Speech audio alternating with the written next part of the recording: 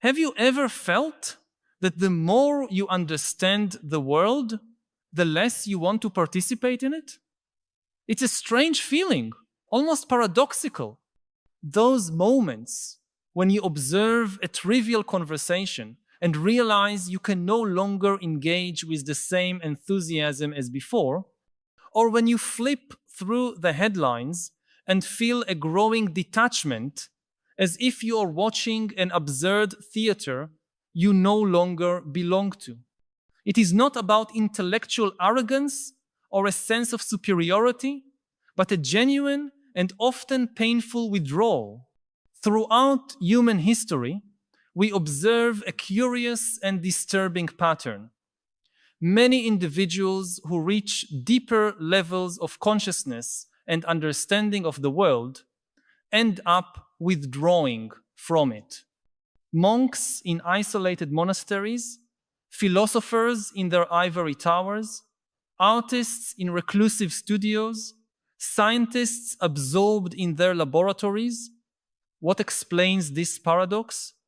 Why does the deepening of consciousness seem to lead not to greater engagement with the world, but to distancing from it?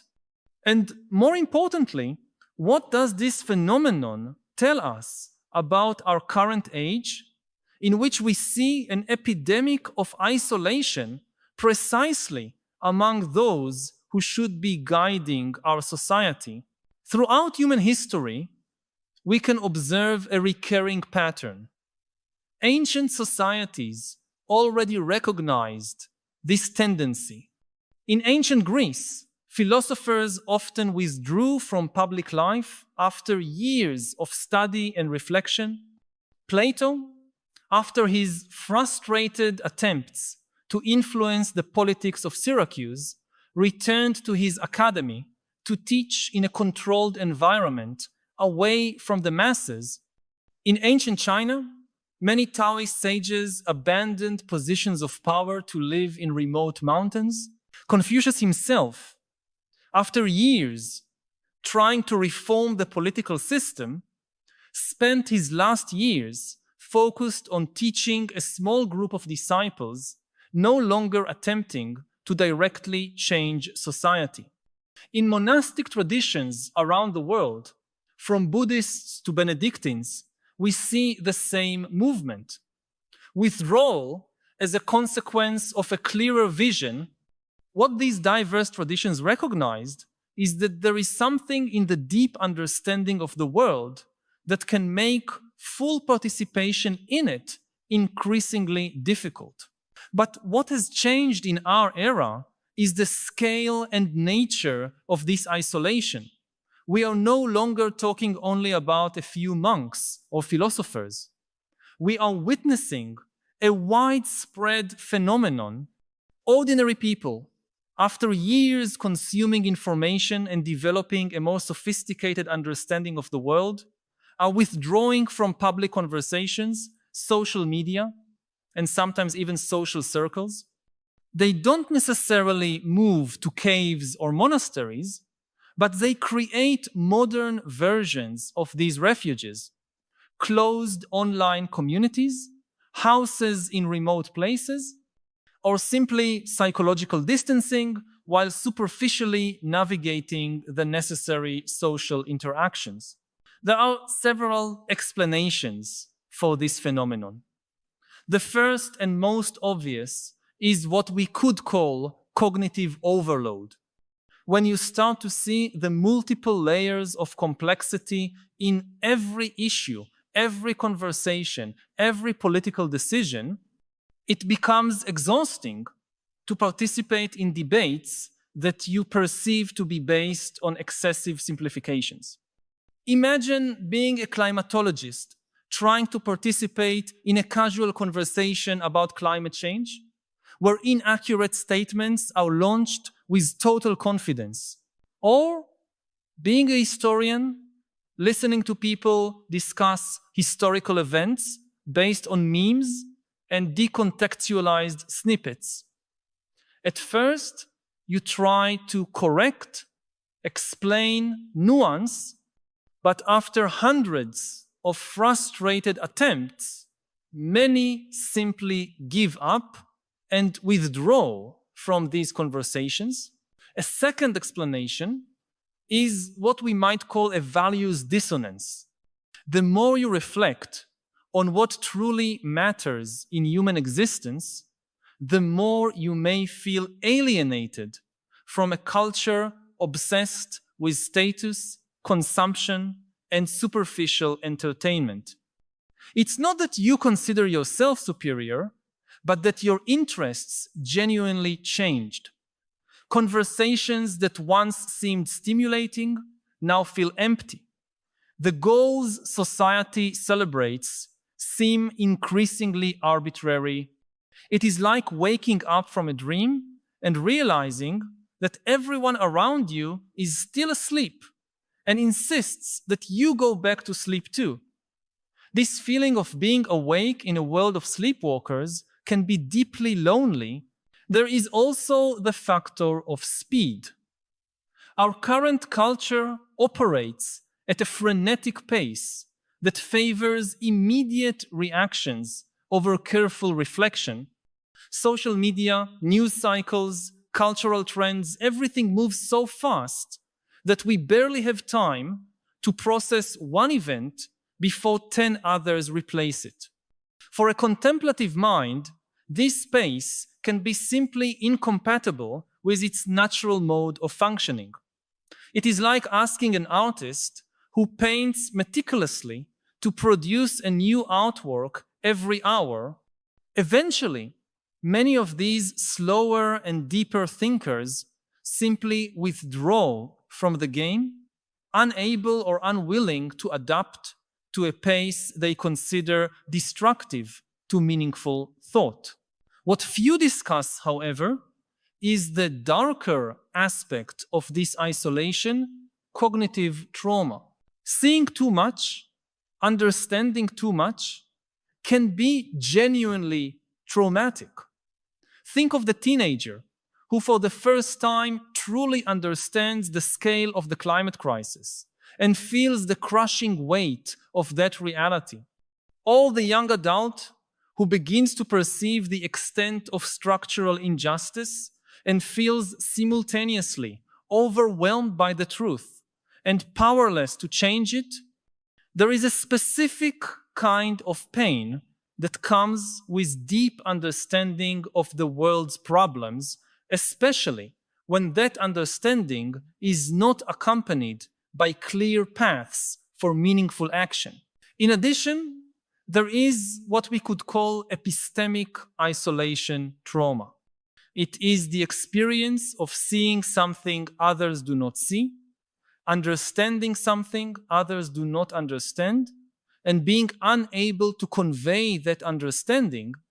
Imagine trying to explain colors to someone who has never seen, or music to someone who has never heard. After multiple frustrated attempts, many simply give up. This isolation in understanding can be as painful as physical isolation, perhaps even more. The problem worsens when we consider the role of technology in our era.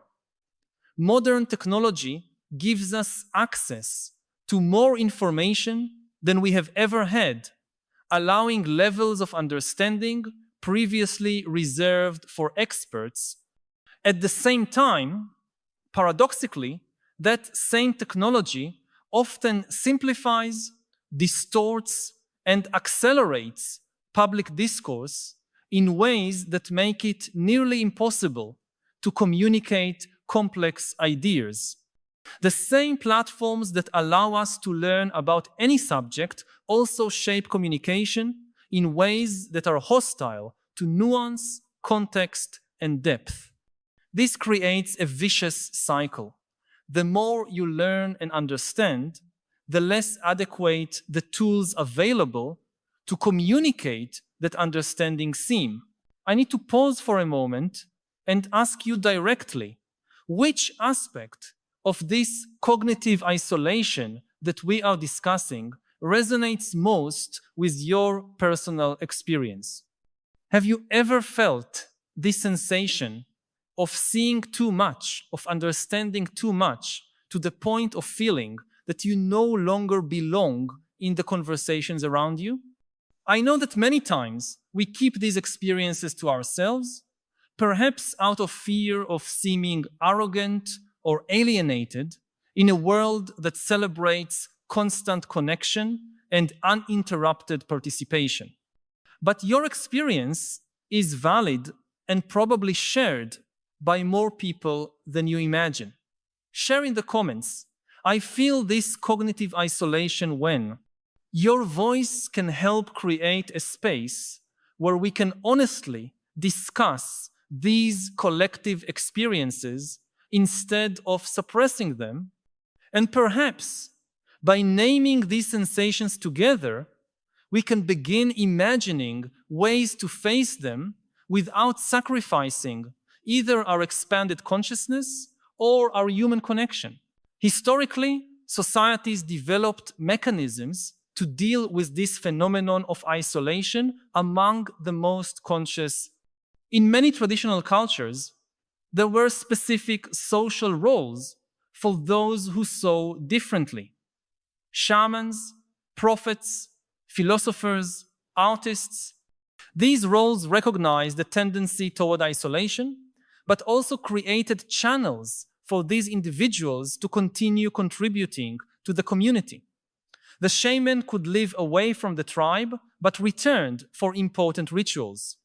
The prophet could retreat to the desert, but came back to deliver his messages.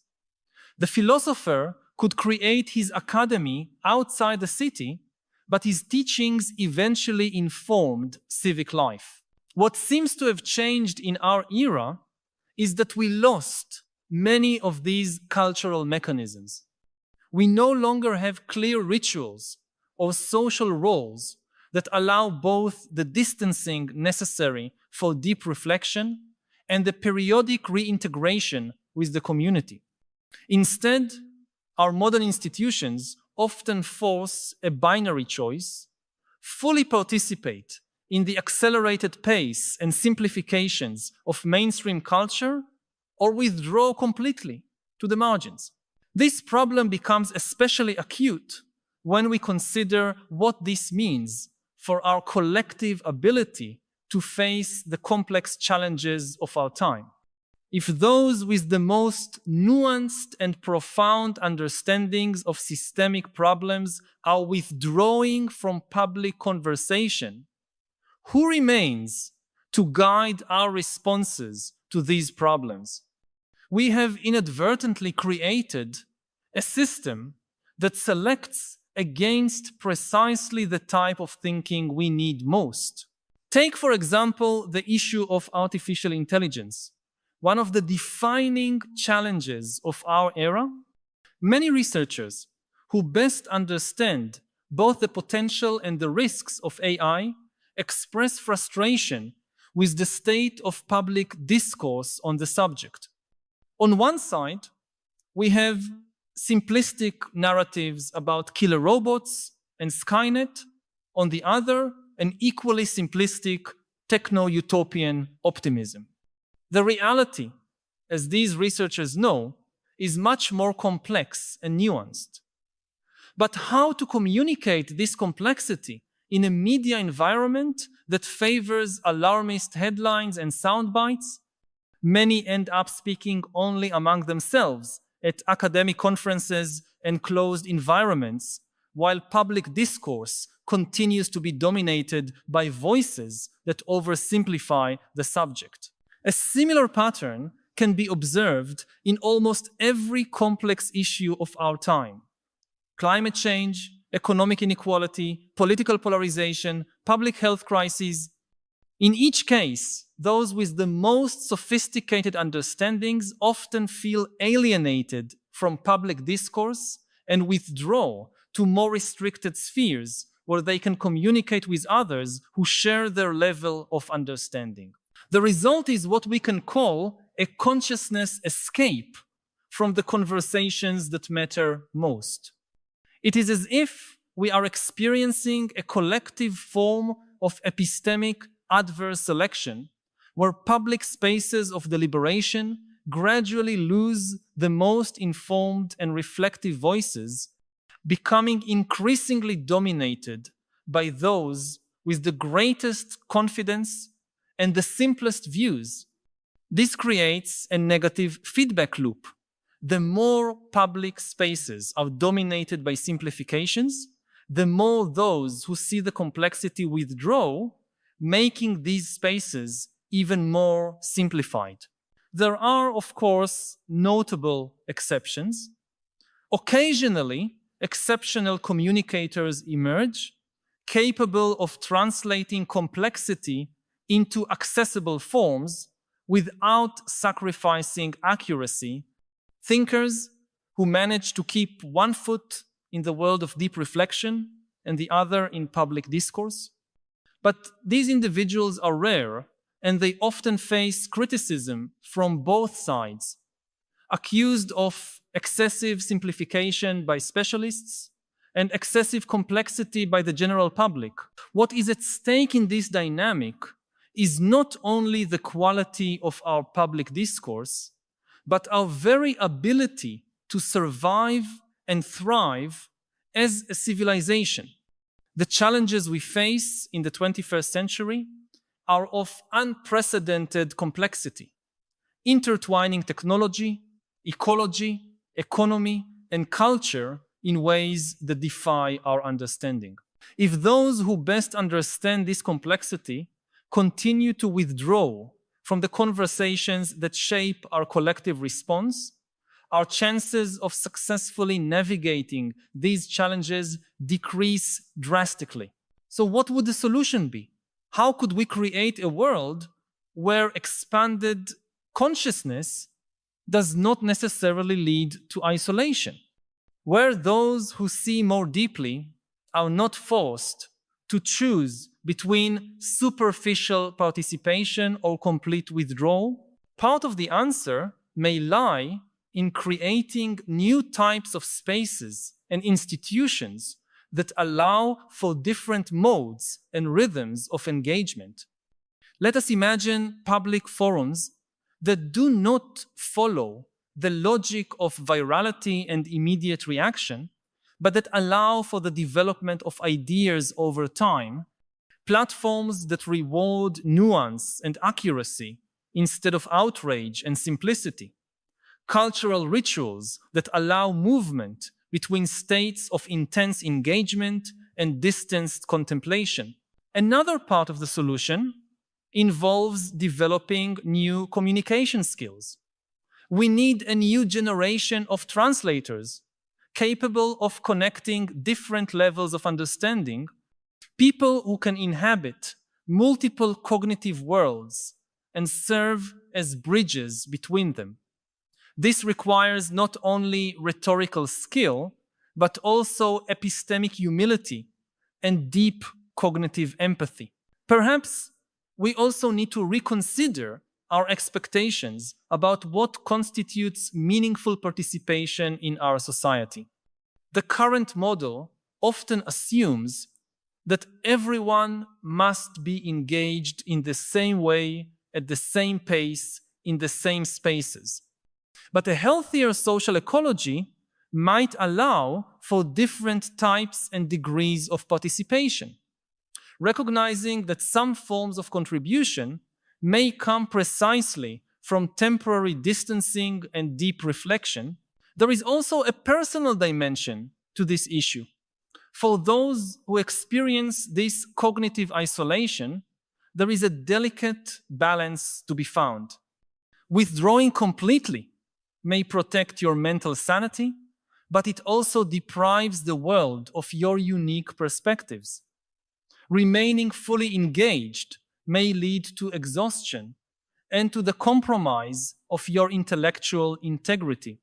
The challenge is to find selective and strategic forms of engagement that preserve both your mental health and your ability to contribute. It is important to recognize that this is not only an intellectual or social problem, but also a spiritual one in the broadest sense. Many contemplative traditions have long recognized that an expanded view of reality can lead to a sense of alienation from social consensus. These traditions often offer practices and communities that help navigate this territory, balancing solitary insight with compassionate connection.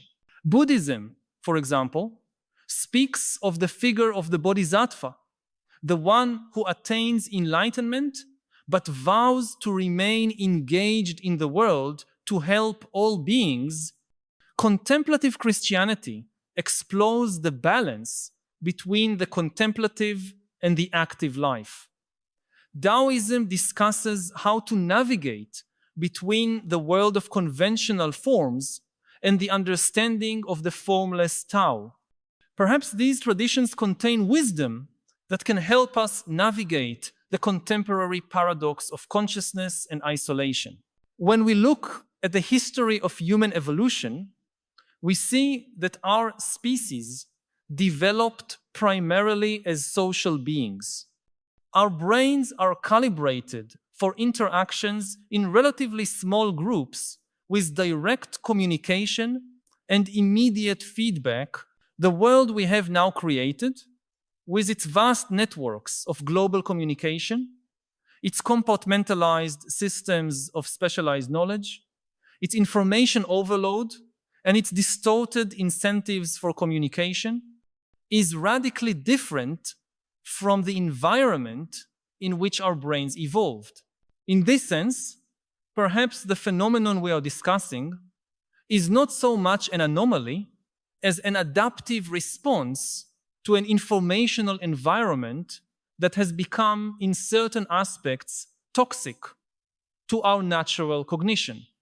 Isolation can be seen not as a failure, but as a form of cognitive self-preservation in the face of an informational ecosystem that has become hostile to healthy human thinking.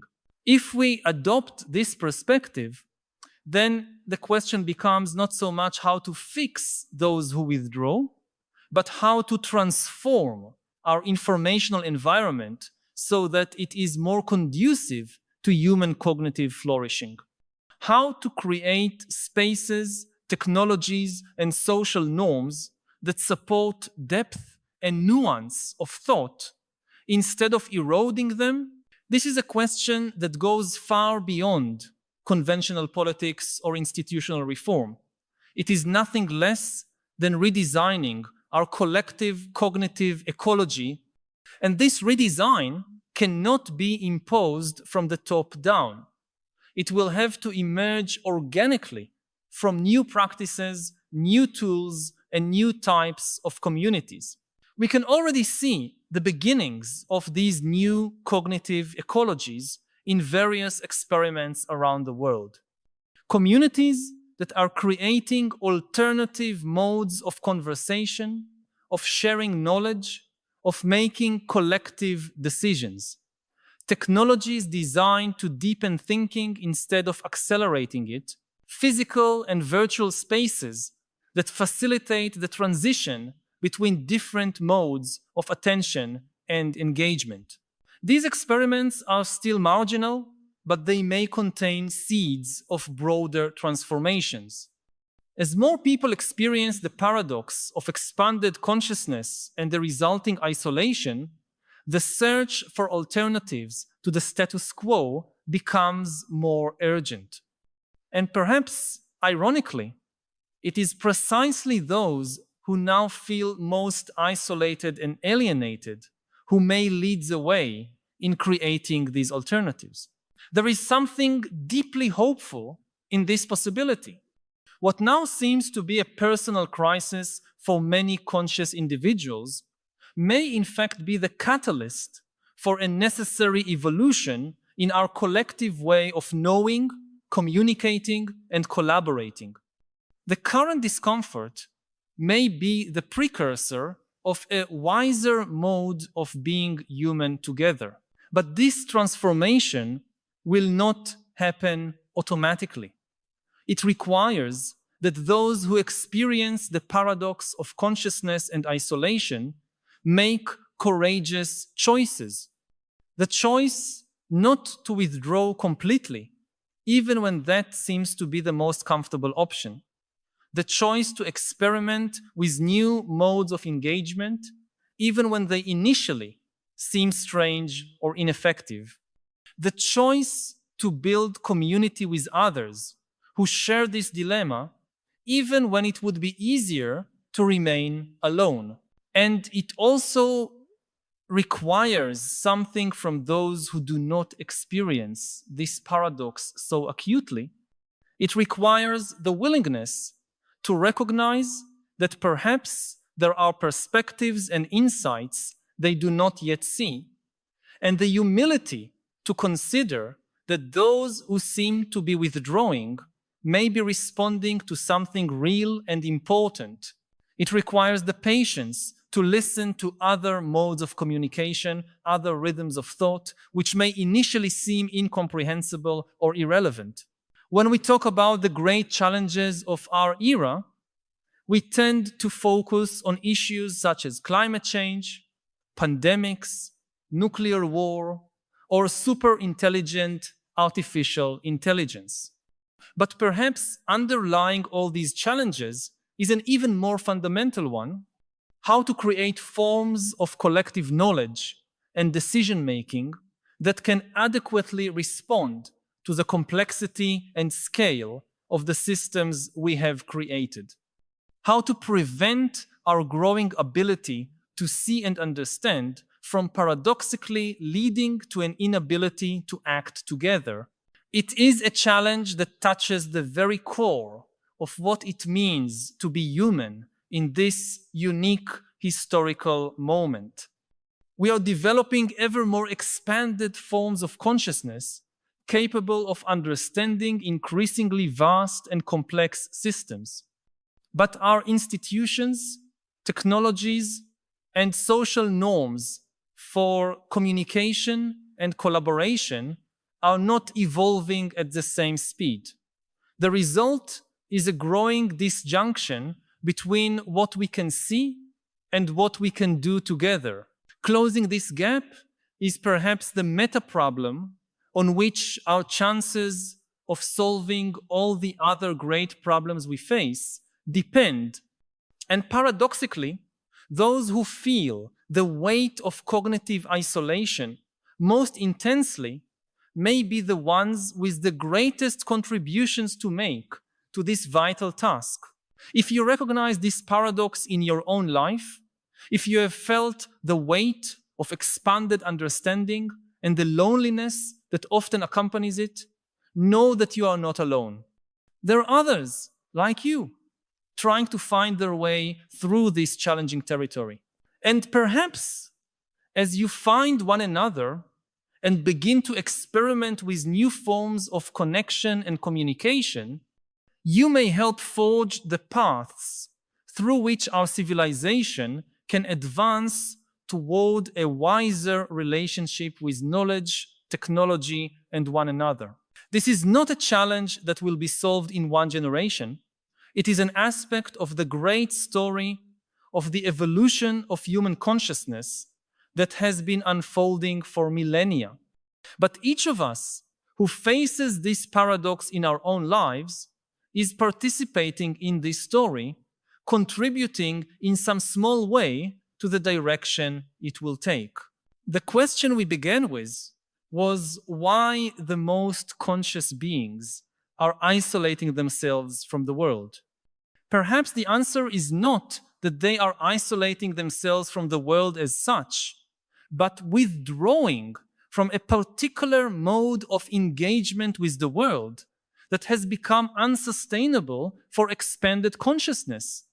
And in this withdrawal, perhaps they are unconsciously preparing the ground for new modes of engagement that we cannot yet fully foresee. There is a final paradox here, which Harari and other contemporary thinkers often point out. The same technological and social developments that are creating this crisis of cognitive isolation are also creating new possibilities for its resolution.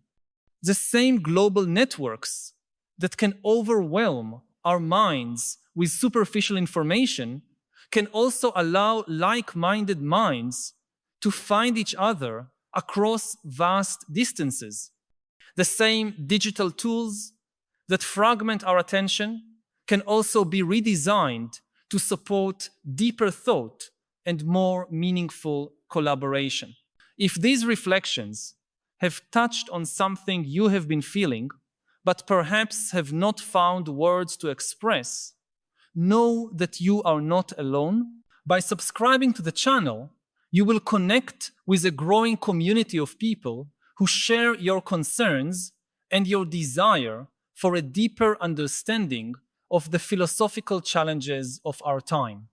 Each week, we gather here to explore together the great questions that define our era and to seek not only understanding, but also wiser ways of living amid the transformations we are witnessing.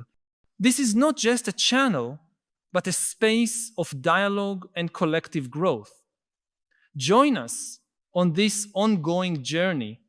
Subscribe so that we can continue this essential conversation about how to live with more wisdom and purpose in a world that often leaves us disoriented and divided.